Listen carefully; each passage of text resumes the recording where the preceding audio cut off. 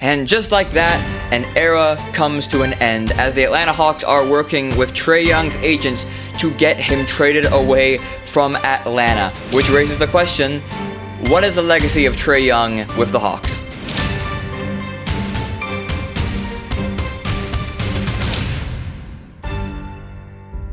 If you're talking about Trae's legacy, you do have to think about how he entered the league. Of course, Atlanta trading Luka Doncic for him, saying that they want him better, saying it'd be a win-win deal. And looking back, as much as I love Trae, man, giving away Luka for Trae, especially with Luka being the star that he is now, is not the greatest deal in hindsight, because it feels like Trae never really blossomed into the star that Luka is with Dallas and now is with LA.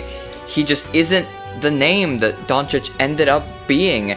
And so obviously that puts a lot of pressure on Trae to be good. And for the first couple of years, Atlanta wasn't. We went like 20 and 57 for a couple of years until that magical 2021 run, 41 and 31, finished 5th in the Eastern Conference and lost in the Eastern Conference Finals. Of course, went on that absolute tear, upsetting the Knicks and the 76ers in the playoffs.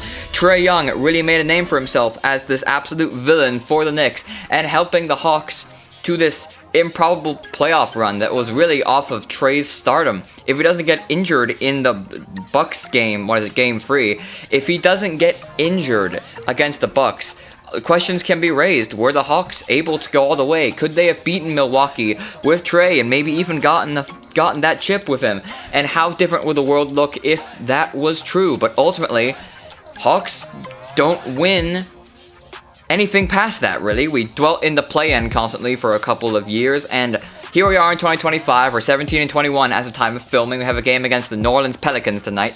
Trae was injured most of the year, so is Kristaps Porzingis. That's a whole other video in of itself. And the Hawks look better without Trae. There's some stats that we've only won 4 games with Trae, and it doesn't feel like Trae's team anymore. It really didn't, because a couple of weeks ago, Trae came back, and they showed all the roster up on the screen for the pregame show. And it was when I looked for Jalen Johnson first and not Trae that I realized that an era is ending, that Trae is no longer the centerpiece of the Atlanta Hawks. And the Hawks are trying to get him traded, obviously being a huge deal, but the real question for me is, where would he go? Think about Trae's legacy. Trae was supposed to be this dynamic new player, and he's definitely dynamic. He is a star when he really gets going. He is absolutely clutch, or has been for a long time, but Trae doesn't feel like the sort of player that can really be a superstar in today's NBA. You see him get absolutely bullied when larger players come to town. The Knicks came to town a couple of nights ago, a team that Trae is, Trae owns the Knicks, Trae Young versus the state of New York, and the Knicks shut him down at State Farm Arena a couple of weeks ago. I'm not saying that Trae is washed or anything. Trae is a great player, and I think that wherever he goes, he's a boon. You're going to want Trae Young on your team. Obviously, he's a leading assist, I think, in Hawks history, actually.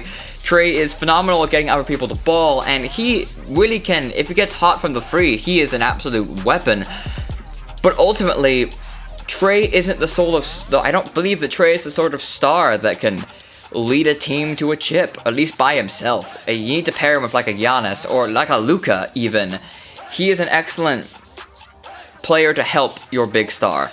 I don't know if Trae is the big star at the end of the day, but let me know below, what do you think the legacy of Trae Young is with the Hawks? Do you think that the Hawks shouldn't have traded Trae Young? Do you think they should have given him more time?